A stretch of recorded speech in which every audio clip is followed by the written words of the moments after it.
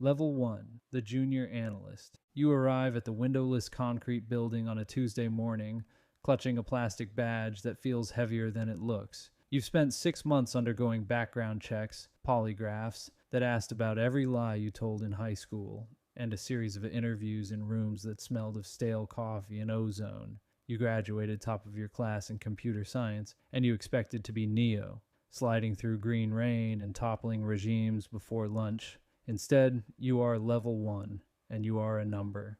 You sit in a SCIF, a sensitive, compartmented information facility, where your phone is locked in a box at the entrance and the air is filtered to keep out the world. You spend 10 hours a day staring at low-side reports, looking for patterns in logs that are as dry as the Sahara.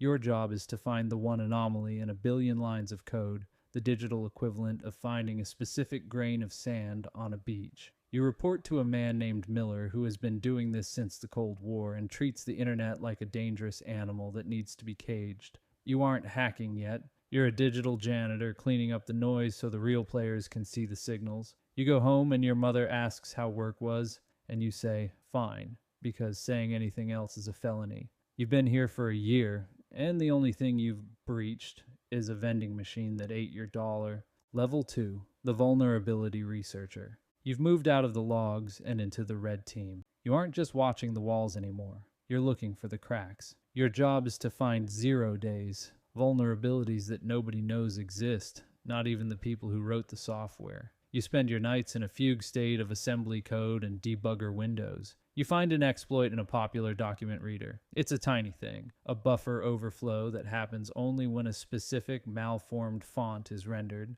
but it's a skeleton key. You don't tell the company so they can patch it. That's what white hats do. You're a gray hat in a black suit. You document the exploit, package it, and hand it over to your superiors. A week later, you see a classified briefing about a target on the other side of the planet whose computer was compromised. You recognize the signature of your code. It's a rush, a strange cold heat that spreads through your chest. You did that. You bypassed a billion-dollar security system from a cubicle in Maryland. You've crossed the line from consumer to producer, from someone who follows the rules to someone who decides they don't apply to you.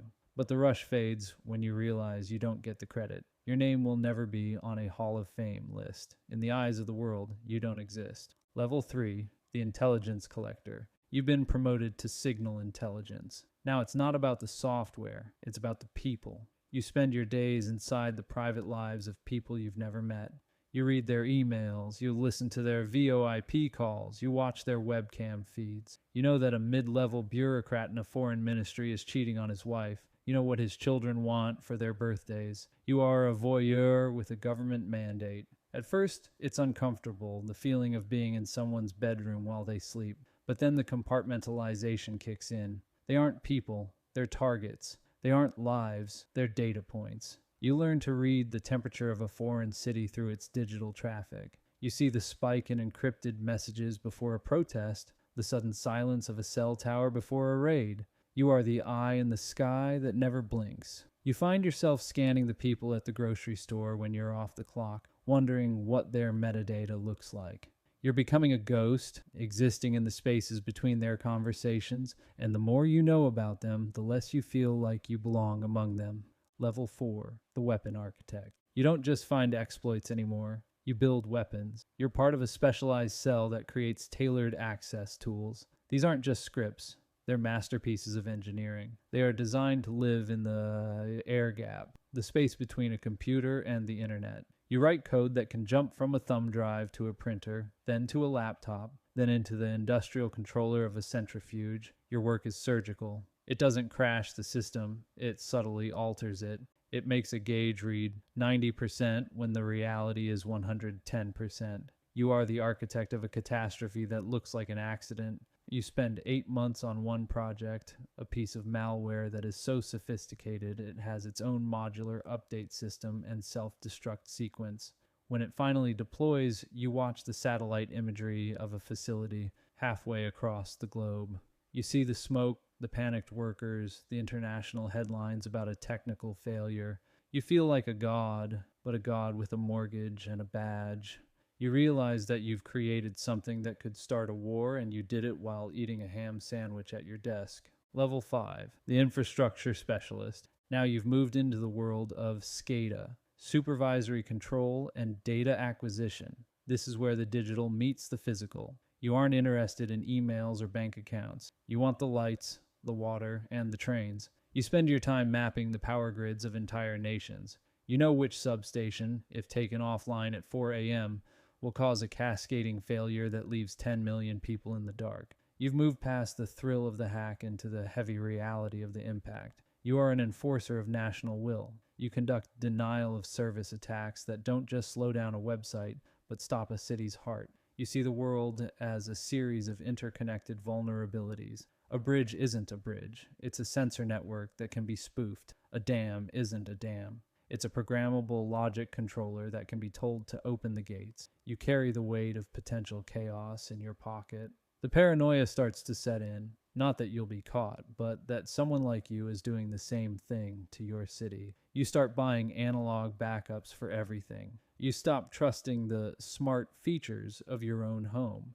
Level 6, the Disinformation Architect. You've moved from the servers to the psyche. You're part of the psychological operations wing. Your job is narrative management.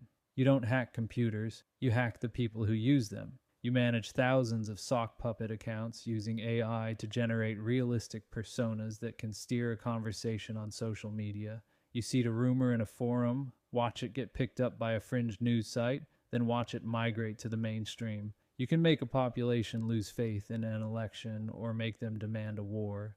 It's a different kind of power. Not the sharp edge of an exploit, but the slow poison of doubt. You realize that truth is just a data point that can be overwritten. You spend your days in a hall of mirrors, creating organic movements that are actually carefully choreographed ballets of code. You go home and watch the news, and you can't tell if the story you're seeing is real or if it was written by the guy in the cubicle next to yours. You've lost the ability to believe in anything because you know how easy it is to manufacture belief. Level 7, the APT Hunter. You're no longer on the offensive. You've been moved to the blue team, but you're the elite, the hunter of advanced persistent threats. You are the counter-hacker. You track the state-sponsored actors from other nations, the bears, the kittens, the dragons. You know their signatures, their TTPs, tactics, techniques, and procedures. You recognize the way they structure their code, the hours they work, the specific way they bypass a firewall. It's a chess match played across a dozen time zones. You find a backdoor in a government server that has been there for 3 years, whispering secrets to a server in a foreign capital. You don't just close it, you sinkhole it. You make the intruder believe they are still successful while feeding them garbage data. You are a detective in a world where the evidence is made of light and can be deleted in a millisecond. You've developed a grudging respect for your adversaries. You know they are just like you, tired, brilliant, and ignored by their own governments. You're fighting a ghost war that the public doesn't even know is happening. Level 8, the Cyber Commander. You've been promoted to management. You're an E8 or a GS15. You don't touch the keyboard anymore. You touch the people who do. You manage capabilities. You sit in briefings with generals and senators who think the cloud is something that happens when it rains. Your job is to translate the technical into the strategic. You have to explain why a logic bomb is more effective than a cruise missile and why we can't just hack the internet to make the bad guys go away. You spend your life in meetings, fighting for budget, arguing over rules of engagement in a domain that has no borders. You're responsible for the careers of 100 young analysts who remind you of your level 1 self, eager, arrogant, and dangerous. You have to be the one to tell them no. You have to be the one to cover for their mistakes when they accidentally take down a neutral country's hospital system. You've become a politician in a hoodie, navigating a bureaucracy that is more complex than any code you ever wrote. Level 9, the Deniable Operator. You've left the official structure. You're off book. You work for a cleared contractor or a front company that doesn't exist on any organizational chart. You do the jobs that the government can't admit to. You are the black ops of the digital world. When a rogue state needs its nuclear program set back 5 years without a single soldier crossing a border, they call you. You have no rules of engagement. You have no oversight. You operate in the black space, the gaps between international law. You travel on a diplomatic passport that belongs to a dead man. You spend months in foreign cities, sitting in cafes with a laptop, sniffing the Wi-Fi of a high-value target. If you get caught, the government will disavow you. You'll be a criminal hacker in the eyes of the media, and your own country will lead the charge to extradite you. You live with a burn bag by your door and an encrypted drive that will wipe itself if you don't enter a code every 12 hours. You've won the game, but the prize is a life of permanent paranoia. Level 10. The Architect of the Shadow State. You are the highest level. You sit at the intersection of intelligence, military, and policy. You aren't just part of the government, you are the part that ensures the government continues to function. You design the post-quantum encryption that will protect the nation's secrets for the next century. You oversee the back doors that are built into every piece of technology sold on the global market. You are the one who decides which nations get to have an internet and which ones don't. You see the world not as a map of countries, but as a map of fiber optic cables and satellite links. You've realized that the real world is just a thin crust over a deep ocean of data, and you are the one who controls the tides. You have level 4 clearance, the kind that doesn't officially exist. You've buried better men than the politicians who think they're in charge. You've survived 3 administrations and 4 restructuring. You are the camp prefect of the Digital Legion, the one who knows where all the bodies are buried because you're the one who encrypted the files. Level 11, the Ghost in the Machine. You're 55 years old and you're tired. You've seen too much. You've seen the way a single line of code can ruin a life and the way a single lie can ruin a nation. You've spent 30 years fighting a war that has no end and no winners. You retire, but retire is a relative term. You move to a house in the woods, far from the nearest cell tower. You have a Faraday cage in your basement for your electronics. You live under a name that isn't yours, with a pension that comes from a shell company in the Caymans. You spend your days gardening and reading physical books, the kind that can't be hacked or deleted. You watch the news and see the attacks and the breaches, and you recognize the techniques you developed 20 years ago. You're fighting against your own legacy. You realize that you've built a world that is more fragile than it was when you started. You've protected the system, but in doing so, you've made everyone a target. You sleep with a handgun on your nightstand, not because you're afraid of the bad guys, but because you know how easy it is for someone like you to find anyone, anywhere, at any time. Level 12, the Legend. You're a name spoken in hushed tones in the basements of the NSA and the hallways of the GCHQ. You are the godfather of the cybercore. You're gone now, but your code still lives. It's embedded in the firmware of 1 billion devices, a dead man's switch that nobody knows how to deactivate.